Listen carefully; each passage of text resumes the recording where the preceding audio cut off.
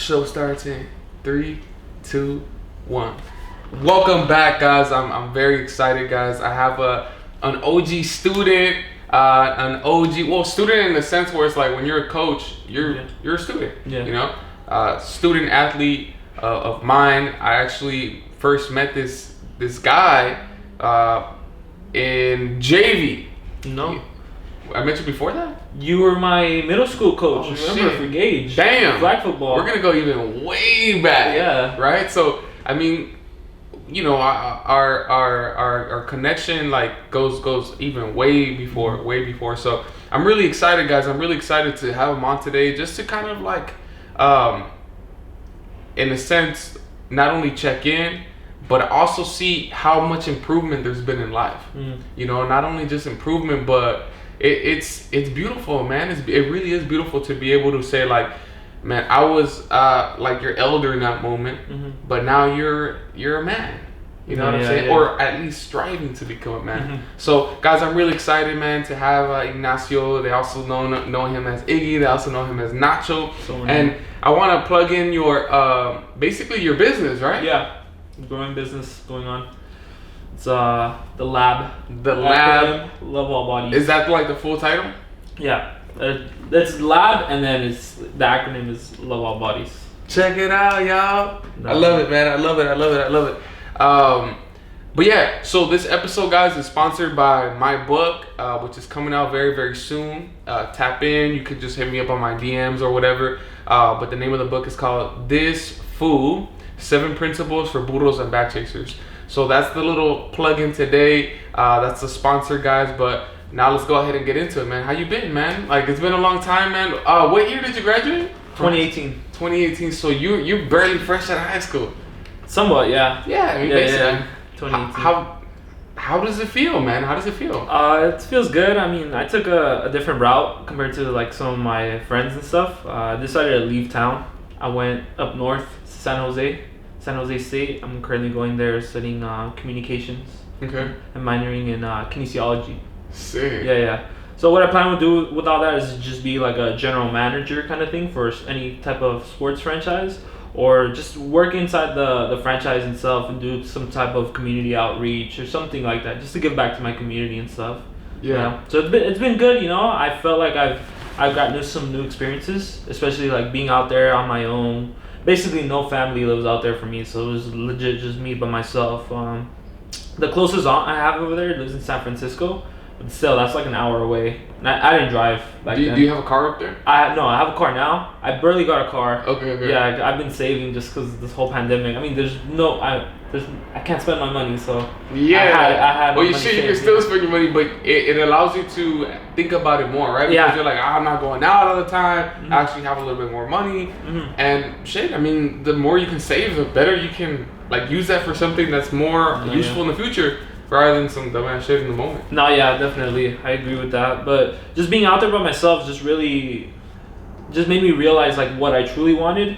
And especially like I kind of like isolated myself for a bit. You know, I would just be on my own grind, you know, and just go to the gym, go to class, do my work, you know. Parties here and there, but not too often, you know. But I mean, it was just great experience. I kind of miss it right now, you know, being over here. But I mean, it's still great to be out here and just keep working and doing what I gotta do.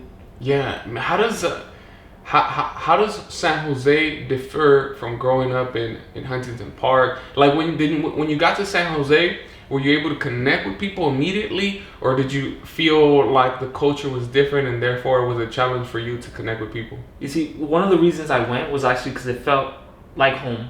So there's different areas of San Jose, just like there's different areas in Huntington Park and Los Angeles, you know. Yeah. You got the east side of San Jose, which is, you know, all the gangbangers or whatnot. That's the hood. That's the hood to people. And I'm like, dude, this reminds me of home. Like, what do you mean this is the hood, you know? Like, but, you know, there's very similarities, but it was a bit culture shock.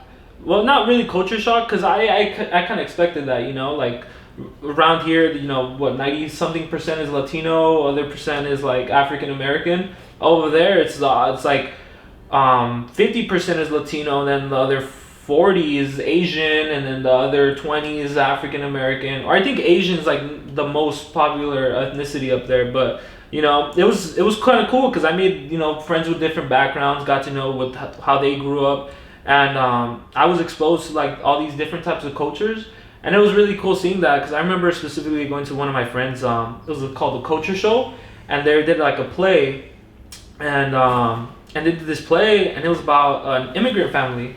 But it was like it was a culture show for the Vietnamese culture, and I was like, damn, like we have so many similarities, you know, like we both, you know, ICE took in the play, the ICE took like their parents or whatnot, and I'm like, dude, like so many people can relate to this, especially from my background, you know. So it's pretty cool seeing like, you know, although we have differences physically, like internally in our background, like we're not so different at all if you really look at it. Yeah, that's a fact, bro. And I've noticed that myself when I started interacting with different cultures, from specifically like Rwandans, or specifically like Nigerians, or even like Latin Americans from other countries. You know, when we would talk, it was crazy because even though we're from completely different cultures, like some of the family structures were very similar. No, yeah. You know, the way that we respected our parents. Yeah. Versus like some of my like white friends where I'm not saying that they were disrespectful to their parents, but they had a different way of communicating. No, yeah, definitely. You know what I'm saying? Yeah, like versus us is like, no, I know I respect you, therefore I will never say like, get the fuck out of here, mom. No, yeah. You know, versus like maybe some of those like white kids that would be like, oh god, like I remember this one time I was very shocked, bro. There's this white boy that like literally called his mom a bitch, and I was just like, damn, bro, like that's fucked up. No, yeah. Like, dude, that's your mom. Yeah, but, yeah. you know, it just goes. Now, I'm not trying to say that that's white culture either, but that's just what I saw. No, yeah. And so it is very cool to see how different cultures still have some of the same values that, you know, us Mexicans or Central Americans possess and show in their own households. But did you dorm? Yeah, when you were there? Yeah. It was. Tell me a little bit about that experience, man. How was it for you to dorm? It was a good experience. You know, I just had some great people to be around, you know, make some great memories with them, and overall it was good, you know, being able to just be on my own. The food tasted like cafeteria food, I'll tell you that. It was at first it was good. I was like, damn, I gotta get used to this. And then you just get tired of it, and I'm like, damn, like I miss my mom's sopita, or like the caldo, you know, like I was kind of missing it towards the end, you know. But I'm not gonna lie, like it did get lonely sometimes, especially, you know, being very family oriented myself. But I mean, I just pushed through it, and I just remembered like I gotta do it for them, you know. Can't quit now. So when you feel most loneliest, how did you fight through that moment of loneliness, and how did you keep your sanity throughout that madness? With that, like I would just go to the gym, or just be on my grind, you know, or just hang out with like a whole bunch of my friends. Most of them did live in the area, so they would go visit their parents like on the weekends and stuff. So it kind of made me feel whack, like, oh damn, like I wish I can go, you know, but it's like a 6-hour drive, like, right. You know, but just going out, you know, I got a chance to go out to one of my friends where they lived out, and I got to hang out with like his family and stuff for like a weekend. It was pretty cool, you know. You could see different, not cultures, he was also Hispanic, but different like areas of California. Like he lived in this farming town, so you can see like how the culture was different. What's the farm? It was Hollister, California. Not familiar. Yeah, it's by Gilroy. So Gilroy is like the place to be for like garlic, is where they grow garlic, so it smells like garlic when you pass by there. The whole town smells like garlic. But yeah, it's after that, but it was pretty cool. Like damn, like, you know, these were real country folk in California. Right. That was something Seems like interesting, right? Yeah, that was something very bizarre to me, just because I mean, coming from Los Angeles, like everything's so, you know, condensed and packed together. To see like so much open land and so much like fields and stuff was kind of weird to me, you know. It's nice. It's free. I would love to have land one day. You know, it's really hard to get land here in LA because everything's so fucking expensive. No, yeah, definitely. But honestly, if possible, I would love to have land in LA and then utilize that as a place to just grow food. You know, that's an aspect that I would love to really get into. Not necessarily me as a person, but have connections. I actually do have a friend. I have a friend right now that's currently working. He's starting his business in landscaping, but his landscaping is going to focus on fruits and vegetables. And I think that's beautiful, man, because, you know, when we go to Superior or when we go to Food for Less, like, no disrespect, but the food is not the best of quality. Nah, bro. I worked there. I used to work at Superior, dude. Like, I'll tell you, like, that food, like, it's like it's the bottom of the food chain, basically. Right. Like, if you go to, like, say, like, a Vaughn's or something compared to, like, a Superior, like, the quality of food there is going to be way, way better. I'll tell you, way, way better than and what we isn't it fucked up? Well, I mean, it's a matter of chance, you know? We grew up in Huntington Park, but that's really the nutrients and life that we put into us. No, yeah. You know, so we're just little kids. And I mean, I think it's pretty impressive to see, like, no matter all the garbage that was put into us, both like, or not just physically through food, but also, you know, mentally as we observed everything around us. Like, I think, you know, we've made it pretty damn far. No, yeah. You know? I agree with you. So I feel like that's a fucking miracle, bro. No, yeah. You know, like the fact that right now you're in college, like going to San Jose State, which is like I've never been there, but it seems from what I've heard like a beautiful place to be, a beautiful university to like learn and just engage. And it's like, man, how many people from Huntington Park do you meet out there? There was one other person that did go out there from my high school, same year and everything, but unfortunately she had like some complications, so you know she came back home. It is difficult being out there, I'm not gonna lie. You know, you have to have a strong-minded mentality and stuff, and at the end of the day you gotta remember like why you're there, right? And just try to like, you know, make connections. You know, this past year I actually finally got a job out there. I was working at a hockey stadium, the San Jose Sharks. Oh shit! So I was an usher. Like you were like selling stuff? No, I was just checking people's bags. I would like tell people to sit down. I'll tell them where they needed to go and stuff. But it was pretty cool because I got a chance to see like the games and stuff. And I wasn't really a big hockey fan until like I started watching it and stuff. And then I was like, oh, you know what? Like Ellie has a hockey team. Like let me follow them. And as soon as I started watching them, they were sucking. And they started like winning games like left and right. And I was like, damn, like this is pretty cool. You know, like if you really sit down and watch it and like try to understand it, it's legit, bro. It's pretty cool. It's pretty cool. It's impressive. It's very impressive, especially how they're able to skate so fast. Yeah, bro, I could barely skate. No, yeah, I know. You know? I feel that. I'll have to grab onto the railing every time. Right. Yeah. But just touching a little bit back on like the food deserts. You know, being that we do live in a food desert, and it obviously affects a lot of people, but nobody really sees that. Like I think so, and I'm now connected to like working out a little bit, but like. So food is like, you know, one of the main tenets of living a healthy life. And so, you know, we basically live our entire childhoods prior to, you know, either educating yourself or going to university or something and having an education that finally allows you to really be able to think like, oh shit, like, okay, like food really does matter. But in reality, you know, we have all these years of eating crap like McDonald's and Burger King and all this bullshit, and it's normal, right? It's normal. It's like you tell somebody this, and they'll even think that maybe you're thinking you're too good or something. But it's in reality, it's like, no, bro. Like if we want to live like healthy lives, like we gotta really like focus on what we put in our bodies, especially with our food. And so I think that's something that's really, really important that we all need to do is like find like organic foods. And that's why I want to buy land so that we can create food that's healthy. You know what I'm saying? Like I'm not going to have the time to grow it myself, but we can hire and provide people jobs to grow these lands. And then now before you know it, like either Huntington Park or Bell and all these places, like there should be farms. There should be farms. There should be farms everywhere so that we know for sure that the food that's coming in is clean, it's organic, it's all these things, right? Because when we go to Huntington Beach or when we go to Manhattan or Redondo or whatever, it's like, man, they got their good ass food. Yeah, I mean the ocean's right there, all the seafood, you know, it's fresh, bro. And I just think we deserve that. We deserve that. But there's not enough people that think about it like that. That say, you know what, we do deserve it, so I'm gonna create that. You know, and I'm gonna create that avenue so that people can kind of start pushing that. But I have met a lot of people who are already thinking like that, and And I just want to say, kudos to them for even thinking positively like that, because, it is really important, and then kind of taking it a step further, feed ourselves better, which I'm trying to work on, but it's obviously difficult. And then getting to the next component, which is like working out, man. So like, why did you start your business of working out? Okay, so like, as soon as I got out of high school, I was like, damn, like I want to get a job.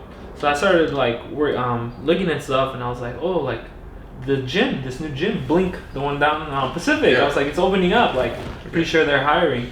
So then like I applied, and I just kept calling, like, hey, like you guys are hiring. Like, did you guys look at my resume? Like, So they got me in, but I didn't get in front desk. I was just a maintenance guy, And I was like, you know what? It's my first job. Like, I don't care. You're excited, right? Yeah, I got paid $15 an hour. I was like, damn, like, I'm paying good, like, compared to my other friends. Like, part-time. I want to go in like 4 days a week, But it was good. It was my first job, I was excited.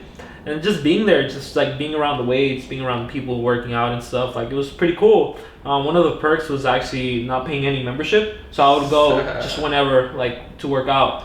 And actually, one of my closest coworkers there, he was a personal trainer.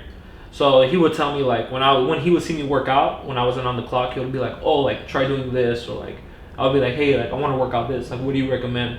I mean, I already had that background in football and stuff, hitting the weight room and stuff, and that was something I really enjoyed, especially in the off season and stuff. And I kind of utilized that also, like, in other sports I did, track. I would do squats, some explosive kind of stuff, some power cleans and stuff like that.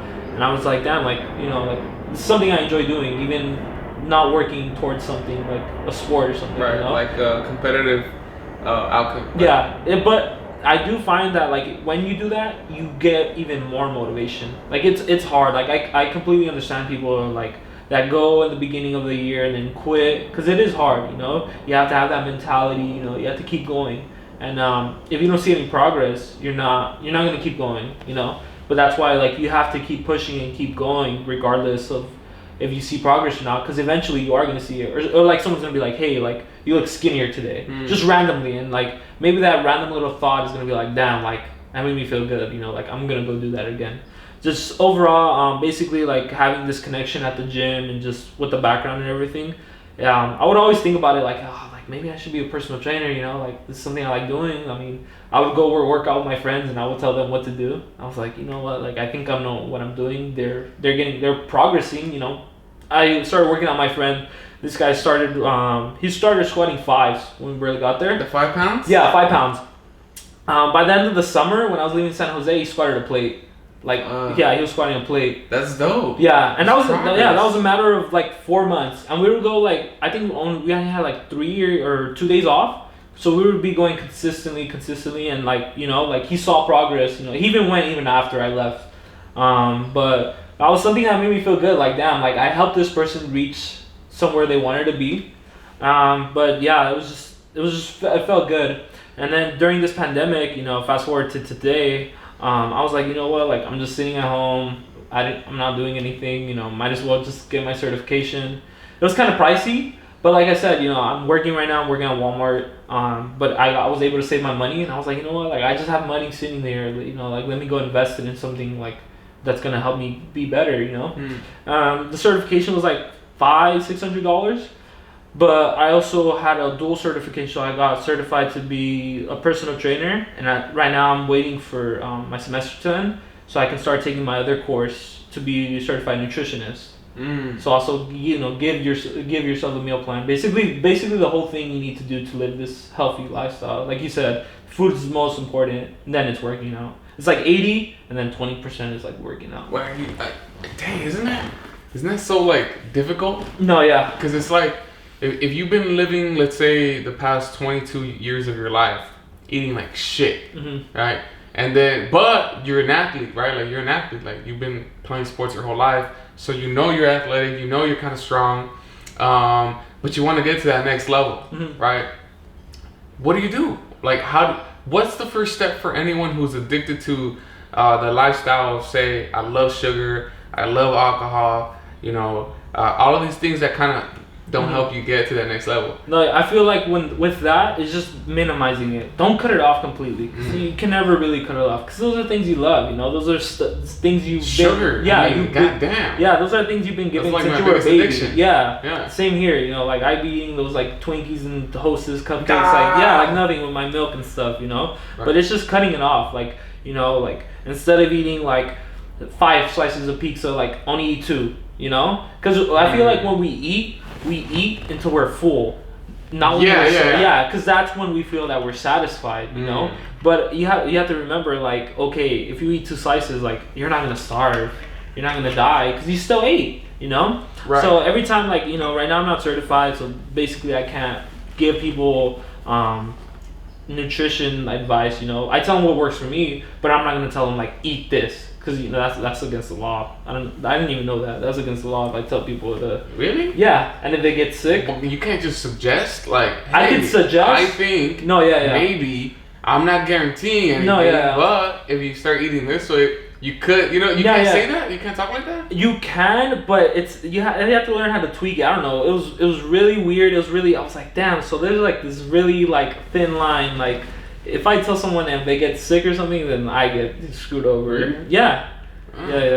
That was like one of the first things. Like, my course didn't go really in depth with, like, the whole nutrition, just because it was just personal training overall. Mm-hmm. But then you know, once I start this in the other course, hopefully, like, I'm able to dive more deeper into, like, what is that fine line or that gray area of, like, what can I tell you and what can I tell you? Yeah. You know.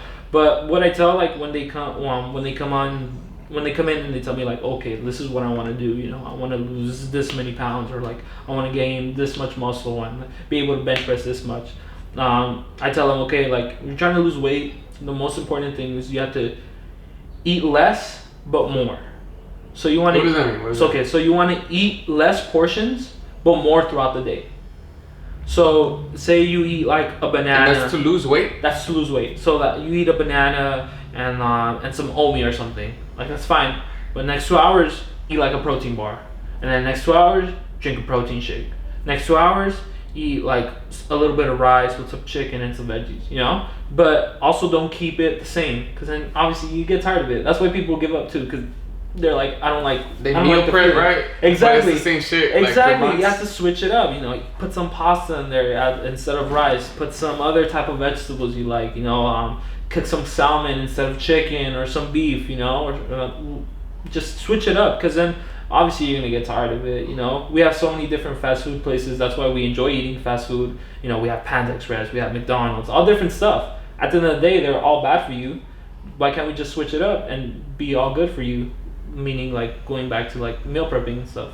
I think that's the part that sucks, is, like, meal prepping, right? Like, I don't know, like, how do you think that people from your generation are cooking less than, say, your mom's generation? No, yeah, definitely. When I was in San Jose, it was more cost efficient for me to meal prep. Because instead, my first year, I had the whole dining room experience and all that, but I was like, you know what, like, I don't want to pay that extra stuff, you know? Right, it's a lot of money. Yeah, it was a lot of money, and that was money that I wasn't even seeing as well. It was all financial aid and stuff. But even then, I still had to pay, like $500, $600 out of pocket just for dorming and stuff. It's not that bad. Yeah, it wasn't that bad. I mean, $600. Yeah, $600 for, like, 6 months.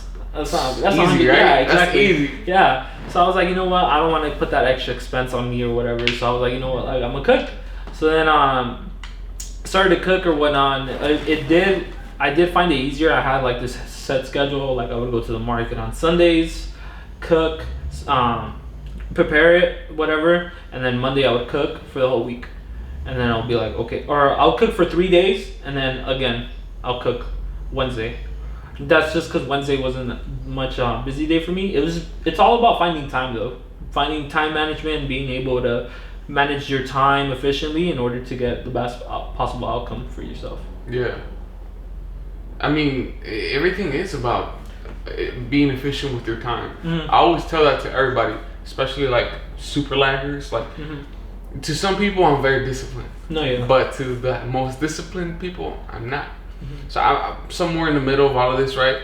But this message is for the people that are always talking shit about how I don't have time to do anything. No, yeah. But yet, But yet, if you were to look at their cell phones and the amount of hours they put into their cell phones, into whatever app, you'll see that there's multiple hours, and I'm not against it, right? Like, I think we're all as addicted as the next person. But I'm not gonna make that an excuse, right? I'm not gonna say, well, today I was 2 hours on Instagram. But you let's say an effective workout, an hour. Let's just say an hour, right? Like, I don't know. I mean, could you say that in an hour you could do a very effective workout? Yeah.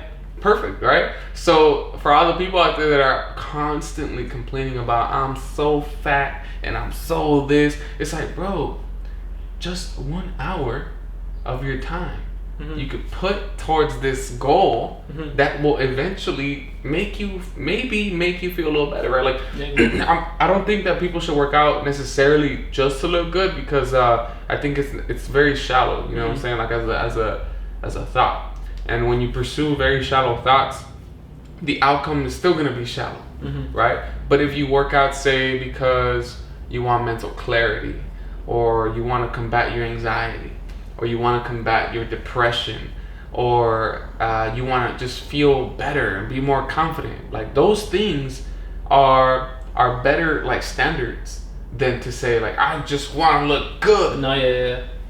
But if you do the standard I'm talking about feeling good inside, you're gonna look good too, right? So I'm just saying, like, find a better reason. You know?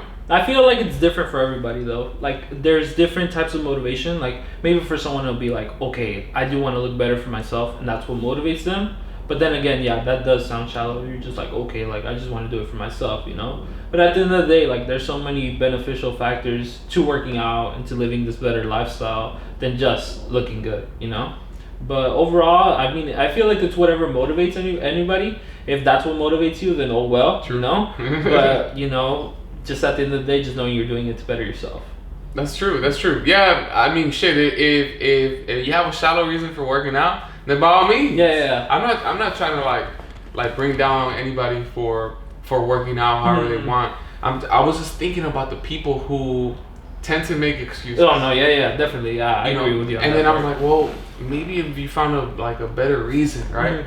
So I feel like when we were all younger, like, we worked out because it directly applied to football. Exactly. Yeah. Because like, the weaker you are, there's gonna be a stronger opponent that's gonna fuck you up. You know what I'm saying? Like, you played linebacker. I played and running back, right? So that's a very physical position, right? Do you have any memories of you getting your ass whooped? Yeah, definitely. I remember specifically us playing this private school, Salesian, down the Was it when you guys played at their house? Yeah. Fuck, they were monsters that year. So I remember I was running a cross route. It was bread and butter. You know, so I was running and as I turn, I just get smacked. It was within 5 yards? Yeah, it was within 5 yards, so I wasn't mad. And you can't do shit about it, right? So I was turning and I just get smacked, and I'm like, were you at the slot position? Yeah, I was in the slot. Going to the left or the right? I was going to the right. Okay. No, to the left. Right, so you're on the right side? I'm on the right side, going to the left, okay. So, I mean, we're crossing, and as I'm crossing, he just lays me out. And I just like closed my eyes, and those 5 seconds felt like the longest 5 seconds of my life. And I'm like, all right, like, our other running back went down. Like, I can't go down because we don't have nobody else. So then, who went down? I think it was BJ. I think his knee was something happened to his knee, like, in the first like 5-6 minutes. I don't remember. I'm pretty sure it was BJ though. But then I was like, okay, like, I gotta stay in. And then I didn't play defense at the time, so I was just there. So I was like, okay, like, I can't go out. But those guys were so physical. Like, I don't know. We couldn't do anything. There was nothing you could do. There was nothing we could do against them. Just because I felt like they just had more opportunity, especially being a private school. I feel like they have more opportunity, like, to better facilities, you know, and especially like recruiting and stuff. Like, I'm pretty sure those kids actually left when that coach left. I remember, and that's how we were able to beat them the next year. Because they were actually playing with kids within their area. Right. You know, they were playing with kids that lived in the area, not kids that traveled to get to that school, you know? I do remember that. You guys played Salesian at your house. Yeah, they won us 80-0 that year. Shit. And then we beat them 76-6 the next year. Oh, fuck. Yeah. So it was, it's kind of interesting seeing it, like what a coach can really bring to the table. Right. But then again, like, is that fair? Well, that's the thing, right? That's a big question. That's a big question when it comes down to talent and when it comes down to who you're playing. Like, I feel like the talent they had that year, there was, I remember distantly there being some drama about them definitely having illegal players on the team. No, yeah. So, like, for one, like, it's unethical. I mean, if you're going to be playing illegal players, that's, number one, unethical. I have nothing against recruiting. And the reason for why is because it's like, as a coach, if you're able to convince the family that that's the place where your kids are going to flourish, that took work. Right? That took a lot of work from that coach of convincing, and he got the kids there. And then number two, those kids have to be putting in their work in the classroom too. I mean, that is if there's not some shady business going on. I'm sure there's always some type of shady business or whatever, or things that can happen. But your junior year, you guys were successful. No. Senior year. I know for sure. Yeah. But you guys were still like moderately successful your junior year. Somewhat, yeah. For me, my junior year, it was really like, it was more mental for me. Just because I honestly didn't know if I wanted to continue to play or not. Just because I didn't find any enjoyment in it no more. Really? It wasn't until I went to this football camp. It's called D1 Athlete. I remember I went out in Long Beach, and it was just me and then some other two guys. As a junior or as a senior? Junior going into senior year. Okay, so it was after that. So were you having these feelings of wanting to quit football before? During the season. During junior year? Yeah. Okay. Just because, like, I wasn't starting. I didn't get any playing time on defense either. Like, it was just like, okay, like... What am I doing? Yeah, like, what is my role on the team? Like, right. I'm not getting any better. Like, I'm not on there, Like, you saw what I could do in JV. You wanted to move me up. And now that I'm here, like, you're not gonna play me, you know? Like, it was just that, just questioning my role on the team, basically. But then I went to this camp, there were some pretty talented dudes, I'm not gonna lie, from Dorsey, Crenshaw, But I went out there, and then one of the coaches out there, he actually put me to the side, and he like talked to me. He's like, hey, like, where do you go? Like, I like the way you're running routes, and what you're doing these drills, like. And I was like, oh, like, I go here, so and so, and he's like, oh yeah, like, hit me up during the season, like, I'm gonna follow you back, like, just hit me up, and so we can go check out one of your games. I don't know what. And it was pretty cool, some other, I forgot his name, some NFL player was there, and he gave us a speech at the very end. I'm never gonna forget this. He was like, okay, you gotta remember in life, like, you hold the pen to write your own story. Like, don't let anyone else write your story with you. No matter that be your parents, your coach, your teachers. Like, no matter what they say, you're the one writing the chapters. You're writing everything that happens, not them. And you write down whatever you want to write down. And that really inspired me. I was like, okay, like, this is something I want to do. Like, I need to write my own story, And just that, it triggered something in me, like this fire of, like, damn, like, it wasn't revenge, but it was like something like I needed to be proven, basically.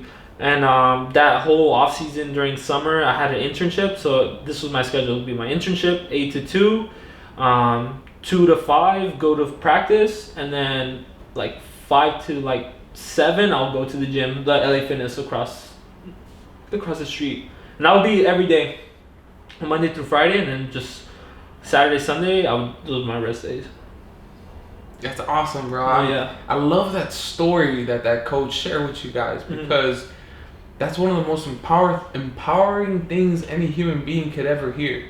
And not only just hear, right? Because when you hear things, the motherfucking stories just go from one ear to the other. But to be able to listen to that story and to reflect on that story, and then to be able to apply that story. No, yeah, exactly. I was like, damn, like, this applies to, like, my situation right now, even though, like, I'm not in the position, or people don't see me in the position I'm meant to be, like, I know, like, like, I need to be there. Like, it was something, like I said, it's something that I needed to prove myself to. Right. So when you fully understand that, bro, that's when you're able to lock into your, like, what I would like to say, like, your inner God, right? Like, this crazy potential that nobody knows, because nobody knows you how you know yourself. No, exactly, yeah. Some people look at you and they say, oh, you're a crazy dreamer, you'll never make it in this or that. But why listen to these people when they have no idea about your own power, your own spirit, your own potential? So when you listen to things like that, you realize like you start listening to your heart. And when you listen to your heart and you stop and you're able to block out all the dumb bullshit, then your path becomes limitless, bro. And that's what I love about life. That's what I like to share to people. It's like, dude, man, stop waiting for somebody to give you an opportunity. Go find an opportunity. And when you find an opportunity, it's okay if you fail, because that will be a lesson that is only gonna teach you how to be a better woman, a better man, a better person, and you're just gonna move forward, man. You're gonna move forward. So you were really prepared. You prepared yourself. You were dedicated, and you walked into senior season with probably the most talented team I've ever seen in Huntington Park. I think the last time Huntington Park had a strong, powerful team was maybe like 2006. But that team, a lot of people will make a lot of arguments, and maybe they're fair. You know, nowadays there's 3 divisions in Los Angeles. At that point, there was 2 divisions in Los Angeles. That means that the competition was a lot tougher. Oh yeah, definitely. Like to be Division 1, you literally had to be the fucking best. To be Division 2, it was very difficult to get into playoffs. And even in those playoffs, you had the best of the best of the best. And by the time you guys were there was 3 divisions. That means that Division 1 is obviously the best, always. Division 2 is the second best, but now it wasn't the same, right? So the argument is that, you know, that HB team, that's what those fools have made, is that team could have beaten you guys. The biggest difference that I see is probably the overall strength, like physical strength. That 06 team probably was stronger because of their O-line and they literally having giants to block. And so, you know, HP's always been a running team because of that. Like those years set that precedent to always run the ball, even though later on we didn't have the same linemen. So these guys were literally, I think there was 3 running backs that all had over 1,000 rushing yards. That's crazy, right? That's crazy. All 3? All 3. That's crazy. That's something special for the line. And that's what I'm saying is like the line was making the holes. The running backs were the number one running back was obviously crazy athletic, and then it kind of just went lower. But if your third string running back with is 1,000 yards, it means that these motherfuckers are getting 10 yards a pop, bro. With toss left, toss right, power left, power right, all these same fucking plays. So that's their team, right? And then we get to y'all's team, which you guys are fucking fast. Like stupid fast.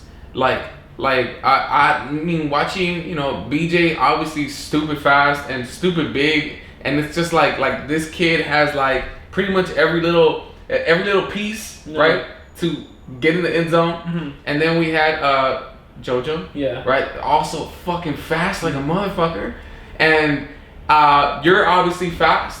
You know, so there was also Victor, which was an incredible athlete, and then there was Anthony, which obviously is also another incredible athlete, and then I forget the name of the shorter black boy. James, right? He was also another really good athlete, right? So like you get all these foods together in one team, and you're like, dude, there's a tremendous amount of speed and talent here. Like something I had never ever even imagined that HB could ever find. You know, so I mean, when being a member of this team, how did you feel, or what did you think was your role in this team?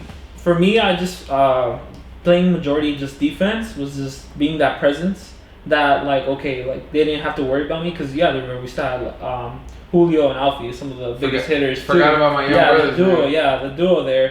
So they were worried. Kids. So while they were they're not kids anymore. Exactly. You worry about them coming into the holes. Then I was like, okay, like they're not gonna worry about me. I'm this outside pressure, you know, playing scraping the outside. So you know, I try to make my presence felt. Sometimes I did get double teamed, and it was unfair because I mean these guys are big, so I would use my speed against them. But then when you got 2 guys on you, I mean, you can't go left or right. And I'm like, dude, like, what do I do now? But then again, like, that actually made me feel good. I'm like, damn, like, am I this much of a threat that you have to put someone else on me as well? That's what that means. Yeah. So at the end of the day, it was just something. It made me feel good about like having that pressure there and being that presence in the team. You know, unfortunately, I did get injured, broke my fingers. You know, something I wish didn't happen. You know, still regret that, but things happen. You know. Yeah. But I mean, just every moment that I was on that field, just, I relive it every time in my head, and it's a good feeling. But I don't dwell on it. You know, those were in the past, but it was good memories to have in the past, good lessons I learned.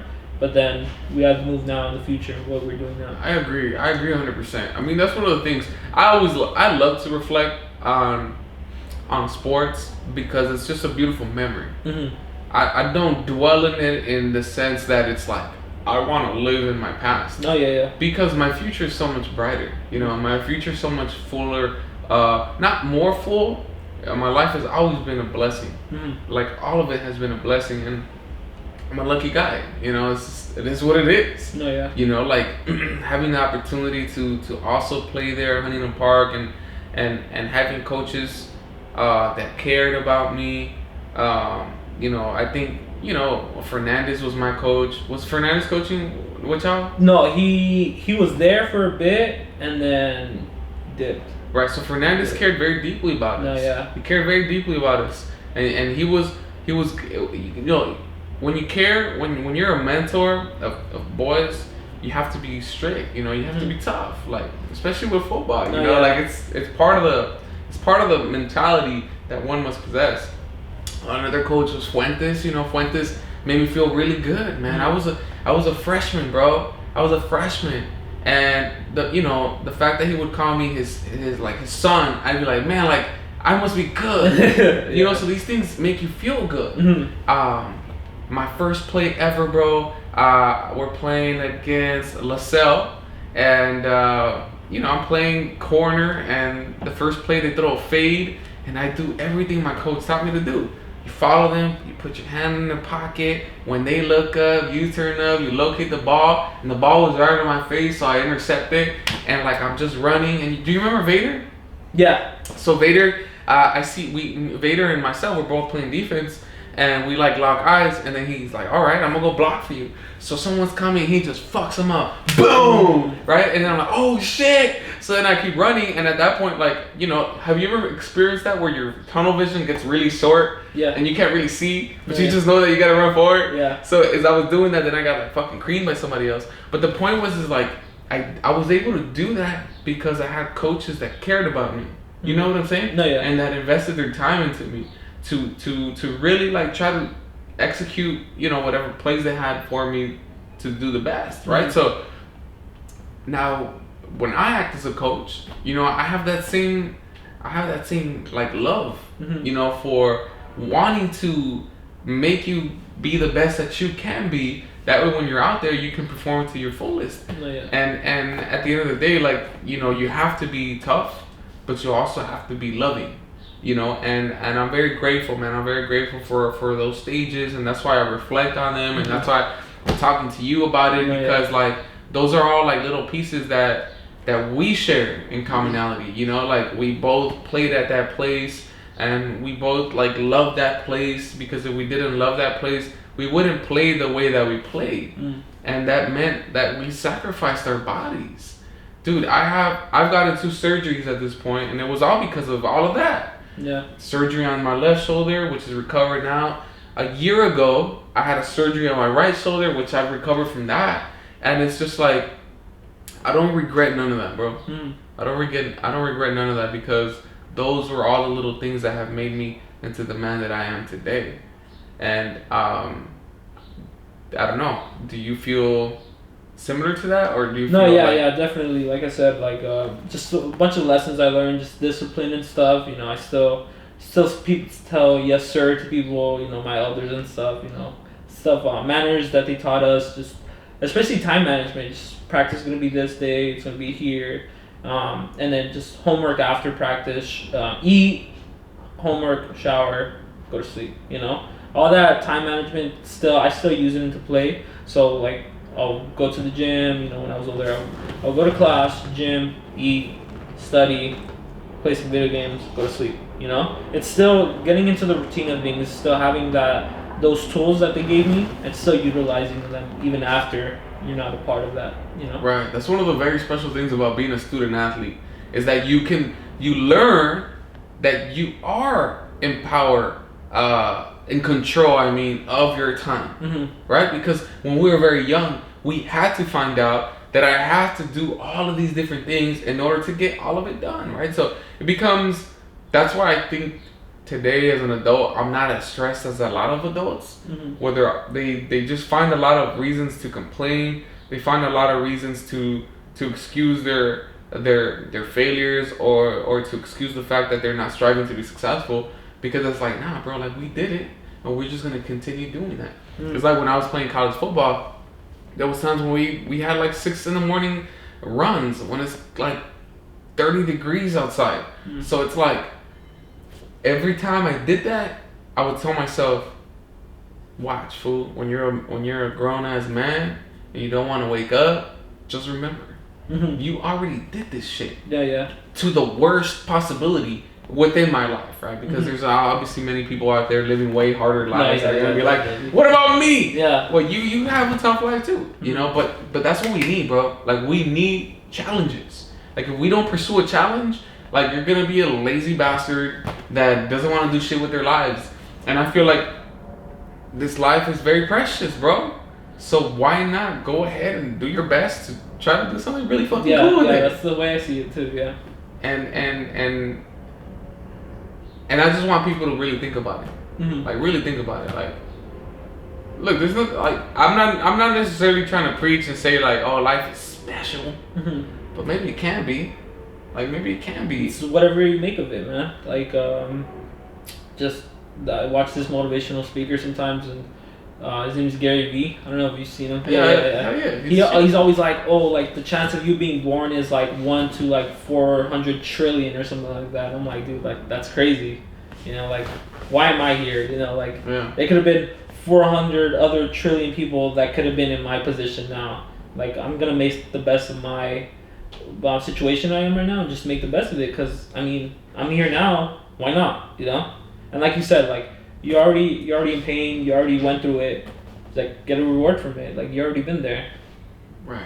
Factories. So are you gonna use your kinesiology degree to work directly with athletes, or do you want to do like managerial stuff, like when it comes down to like the office? So I want to do more managerial stuff, but still have that background. You know, still being able to do that like on the side, because I do enjoy doing it. You know, enjoy helping people get to where they want to be, but just more on that office kind of thing. I feel like I'm like very, like right now I'm also in a fraternity. I didn't mention that I joined the fraternity over there. Right now I'm the Philanthropy Chair, basically meaning like I'm in charge of setting up events with other fraternities, setting up fundraiser events. I feel like I'm very good at that, like planning stuff and making sure stuff goes like as planned, you know. And I feel like being like that community outreach kind of thing for these sports teams, I'll be able to do that and like really excel that position, kind of.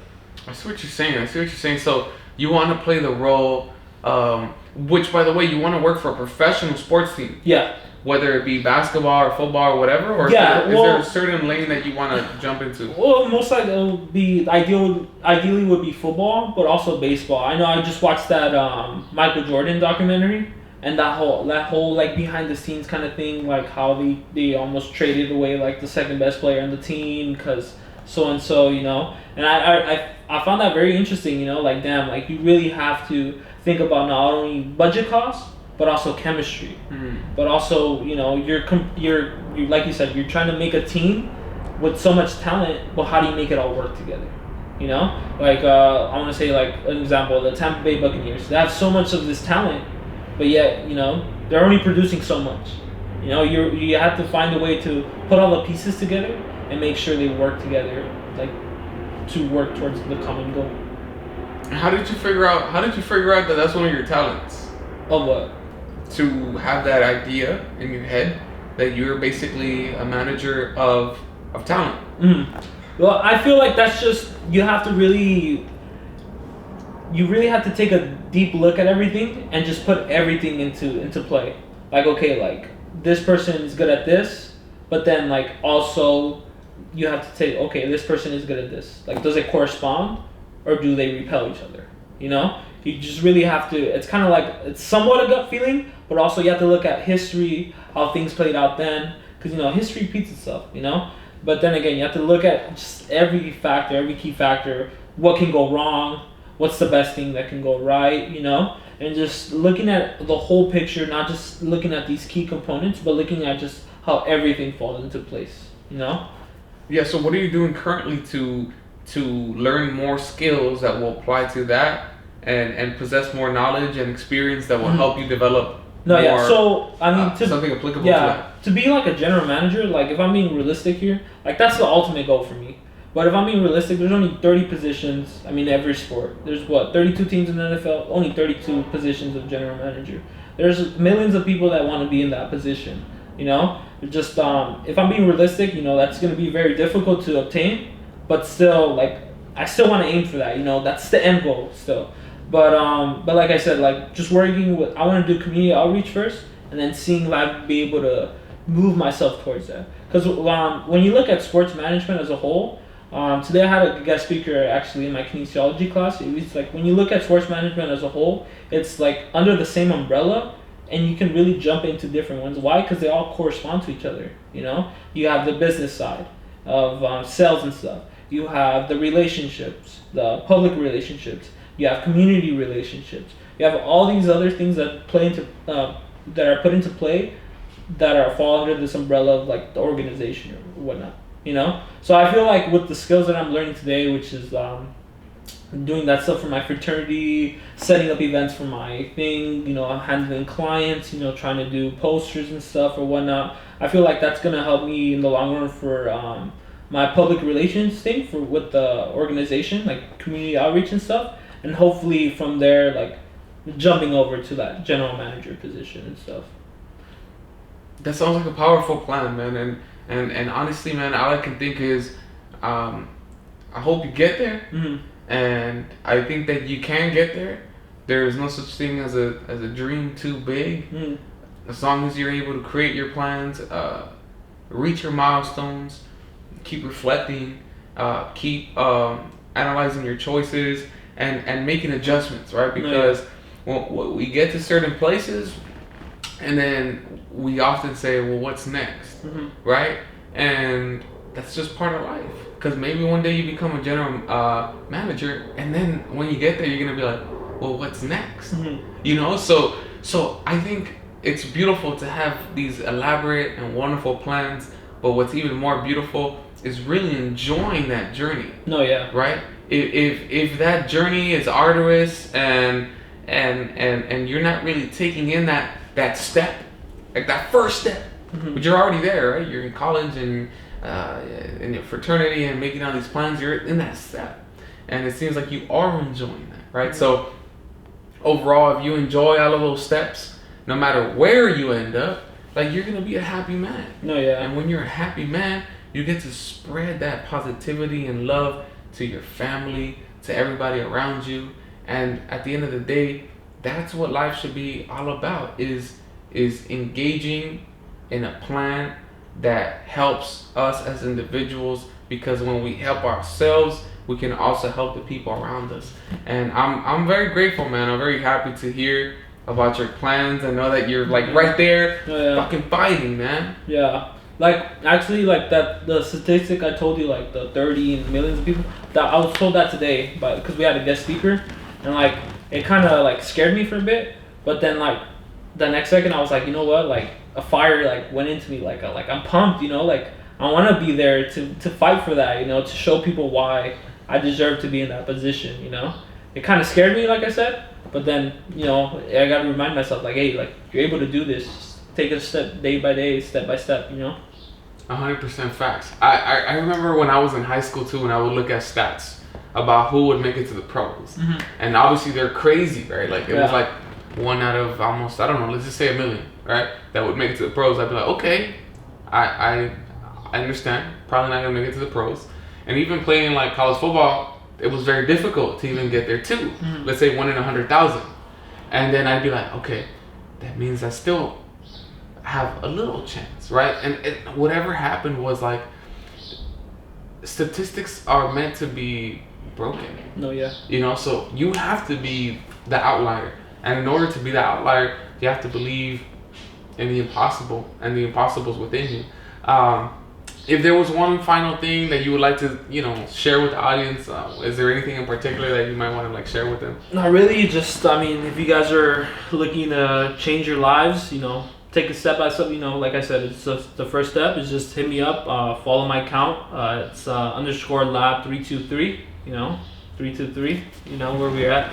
But I'm still I know what I know, with my background and stuff, but we're still learning, At the end of every session I have with everybody, I tell them, like, is there anything, like, you felt like I could have done better, do you feel like you put enough work in today, just with that, just to keep getting better, and just hopefully with that new certification coming in nutrition, I'll be able to really help and influence, people's lives to live a healthier life. Awesome, guys. Don't forget to hit them up. That way you guys can start, your journey to become a fuller, more healthier person.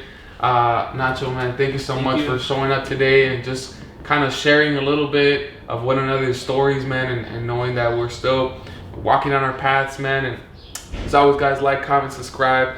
Peace. See ya.